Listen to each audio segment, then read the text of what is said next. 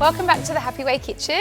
Today I'm going to be making a no-bake protein slice. So all you're going to need for this recipe is 1 heaped cup of rolled oats, 2 scoops of the Happy Way chocolate protein powder, half a cup of almond milk, 1 cup of nut butter, I'll be using peanut butter, 2 tablespoons of chia seeds, about half a cup of chopped nuts. You can use peanuts, you can use almonds, whatever you prefer, and about 1 tablespoon of maple syrup.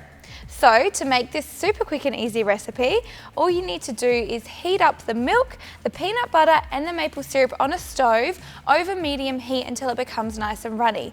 And then what we're going to do is add all of the remaining ingredients, including our melted mixture, into a bowl, give it a mix until it's well combined.